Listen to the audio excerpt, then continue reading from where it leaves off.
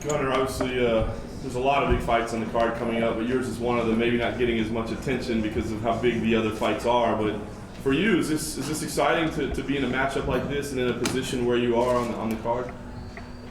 Yeah, definitely. I mean, this is the biggest fight of my career, and I'm fighting a top 5 or top 6 opponent now, Demian Maia. It's a fight that people wanted to see for a long time, and it's a fight that I want to see as well.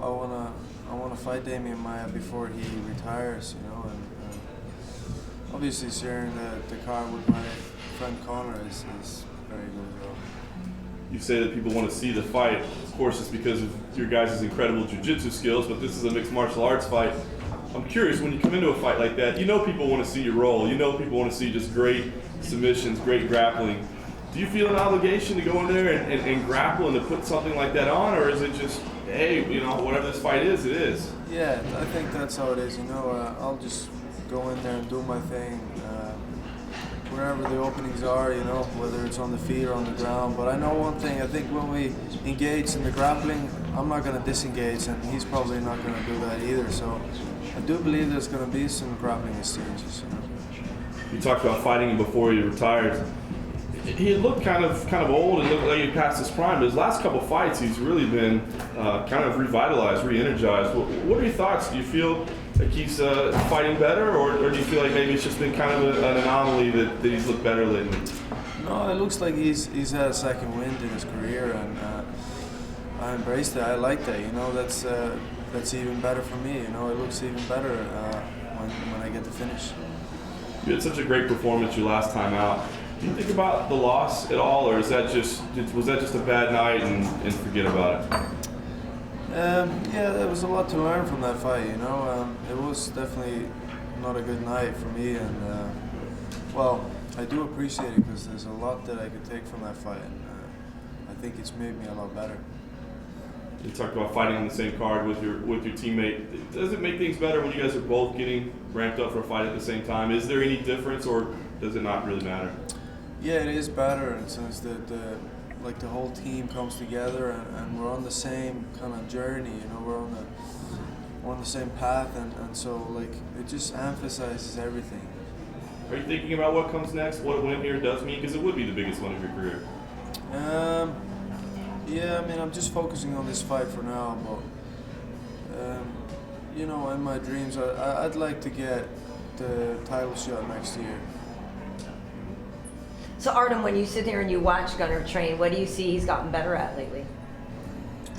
Yeah, I mean, everything, Gunnar and Conor, you know, every time, every camp, I'm thinking, right, this is it, I mean, it can't get any better, you know, I mean, where else do you go from here? And they surprise me every time, you know, new things, new abilities. I mean, Gunnar is striking, you know, not many people talk about it, but I think he showed it in his last fight, and he's certainly shown it to me in training many times, just how good it is. I believe he is the best striker in the welterweight division. He's yet to show that, but he certainly has the skill. Oh, but you keep your hands a little low, Artem. You know, I like to pick on you. A few people say that, yeah, but you know, it's. I know I did get a lot of criticism for that style over the years, and at the start, John used to fight with me over it as well. Yeah. But that's just what feels natural to me, and you know, I certainly have made it work in many of my fights, and I think the fans like to watch it. You know, it's very exciting, so why not? Yeah. No, it's very exciting. It's just I feel like as a coach I would probably go crazy asking you to keep your hands up. But well, you know, I never wanted to be a model, so I don't really mind, you know, getting a few digs. How satisfying was that to beat Grits the other day? Definitely, that was huge for me. You know, obviously when I first got brought back in, you know, I got a lot of criticism from the fans, you know, saying you don't deserve to be there, this and that, which I don't necessarily disagree with them. You know, they are right in a way. You know, you lose your fight, that's it, you're out. But I think those 2 knockouts, you know, show that I deserve to be in there, and you know, I provide a lot of excitement for the fans. Guess how many knockouts you would have seen if I wasn't there? 0. Well, and that's the thing. I mean, did you feel like you had a sense of something to prove, since everybody said, oh, you only got brought back because Conor's close to, you know, Dana and you're his teammate, so that's the only reason you got brought back? Was there a sense of needing to feel like you had to prove something? Definitely, and just in general as well, because obviously, as you know, my record is not the most good-looking record in terms of numbers. You know, I'm 11-10. But I always felt that I've taken the hardest challenges than a lot of the people out there. And you know, I had a lot to prove. I always believe that first you work for your skills, and then your skills will work for you. And when I worked for my skills, I cut no corners, not in the gym, and especially not in the fights. And I believe that right now it's time I enjoy the rewards. And I guess I would ask you the same thing, Gunnar, asking what you think, you know, you've seen Artem get better at, and what his chances are if he makes it into the UFC. Yeah, I mean, it's funny that you mentioned his way of keeping his hands down. When you're sparring Artem like this, you see his hands right there, his hands are down, and you're like, I can hit this guy. And then next thing you know, there's like 3 punches coming at your face, and you don't even know where he is. So I think that's how this fight's gonna go. His next fight is gonna go like that. He's gonna come in and try to hit Artem, and then he's gonna wake up to Artem. Artem, the last time we all got together like this, nobody had any questions for you. You were a quiet man. I'm sure there were some people that probably It was the most awkward hour of my life. That's why I wanted to ask you, what was going through your head at the time? What the fuck am I doing here? I swear, I wanted the ground to open up and swallow me. In your head, did you know, I can't wait till they figure out who I am and what I got to show them? No, I thought I can't wait to get the fuck out of here. That's what I was thinking. How about this time around? How does it feel now? It's better now, yeah, it's better now. How do you feel watching the show and seeing Conor get so excited and supporting you so much and getting, you know, excited when you win? How does it feel? Yeah, I mean, it feels great, you know, to watch it back on tape. I mean, obviously, I've seen him get excited at my fights before, you know, we'd be in a small hall, you know, fighting in front of 150 people, and I could hear him screaming, you know, from the stances. And, you know, so, but it is good to watch it back on TV. He said on The Ultimate Fighter that you broke his orbital bone or something in sparring. Yeah. Can you tell us the story? This was back in the day, actually, and it was a crazy story. He was getting ready to defend his title against Jim Allers on Cage Warriors, and it was a huge fight. You know, he was, you know, trying to make it into the UFC, and you know, we were getting ready. This was back in the days when we didn't really care that much about safety. We didn't even wear head guards. We just used to go at it. We literally would come in on a Sunday, the two of us, no one in the gym, we lock the doors and we just go at it. No head guards, no nothing, small gloves.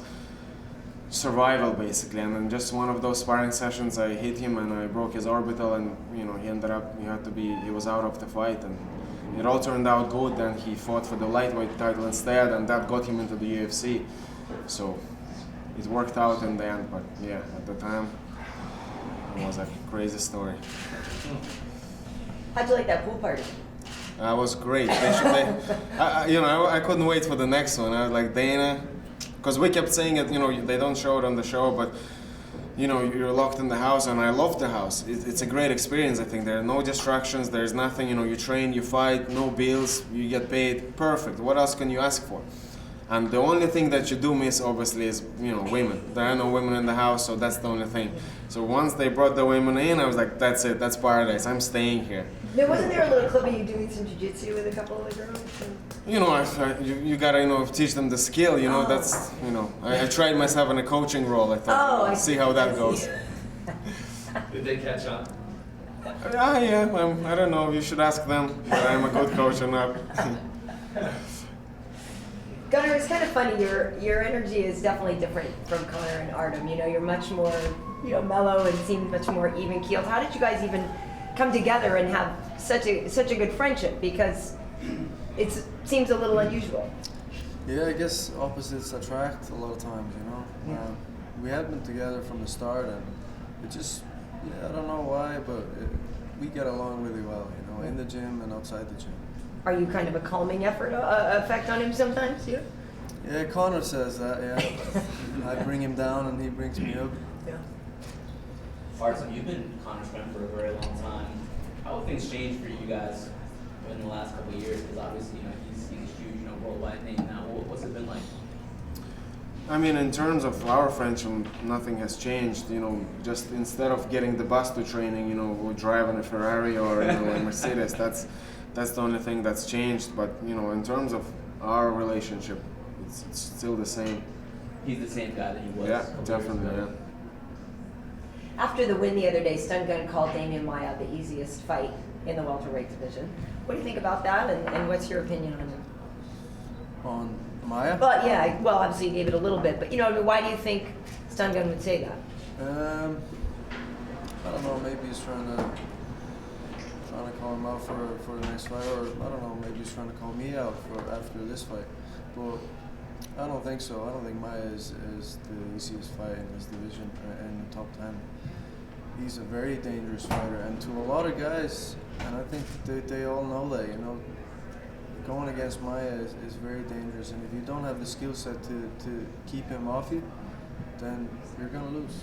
So why did you want to fight him so badly, though? Because from what I understand, it was an effort that was made pretty quickly, you know, after he beat Neil Magny, that you guys really kind of got on there and wanted to fight him. Yeah, I never like to call out anyone. It's just not my style. I don't like to pick my fights. I just like to fight, and I'm gonna fight all of these guys, you know. So, in this case, it was getting to a point where I was thinking, everybody wants to see this fight, you know, including me. I'd like this fight, you know. I like many fights, but he's I think on his way out. He's getting older, so I thought this would be the perfect timing. So I just started mentioning it, that this would be a fight that I like, and one thing led to another. We were gonna fight in Dublin, but he had a staph infection, and then he ended up here. And so what have you seen as the way to beat him? Because obviously he's such a great jiu-jitsu practitioner, and then for a long time he kind of got away from that and fell in love with his boxing, and now he seems to be more fluid putting it all together, even though with Neil, you know, it was mostly a ground game. So where do you see, though, you know, are the holes or the way to take him out? Yeah, of course, everybody has holes, and I can definitely see holes in his game. I can definitely see myself finishing him either on the feet or on the ground, you know, so like always, I don't really have a strict game plan, and it wouldn't make sense for me if you look at my career. Almost every single time I fought, there's been a change of opponent. Some of them at last minute, or the last couple of weeks or something like that. So getting too attached to your opponent, it actually fits my views on this, because I don't believe in that. I like to go in there not knowing. I think that's part of mixed martial arts and martial arts, is going in there not knowing completely what you're going up against, but seeing what you have. And I would imagine too, though, as a martial artist, you do probably have a great deal of respect for him, though. He's certainly somebody who has always lived it to the highest standard, it seems to be. Oh yeah, definitely. I've been his fan for a long time. So does that give you any pause? Like, you know, they say sometimes when you're standing there and you're fighting, I'm not putting words in your mouth that he's your idol, but you know, somebody that you really look up to, that sometimes people have a little bit of hesitation. Oh my God, I'm finally in here with this person who I've watched for so long. No, it wouldn't be like that. It's just, it'd be more like I watched him and I appreciate his style, I appreciate what he's done, and I have a lot of respect for him. But fighting him is no problem.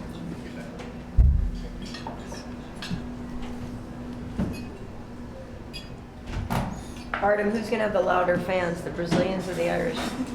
Come on, you know the answer to that question. Why even ask? Can you teach your fans to pace themselves? Right? We don't know how many Irish have not made it to the main event because they got too drunk. Yeah.